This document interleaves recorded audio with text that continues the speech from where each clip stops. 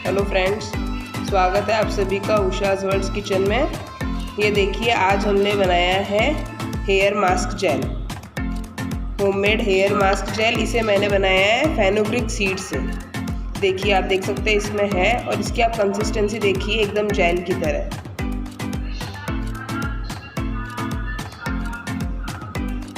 मेरे चैनल को लाइक कीजिएगा, सब्सक्राइब कीजिएगा, कमेंट सेक्शन में कमेंट करके बताइएगा अगर आपको इसकी रेसिपी जाननी है तो। इसे लगाने से हमें हेयर्स में जो हम स्मूथनिंग करवाते हैं वो करवाने की ज़रूरत नहीं रहेगी।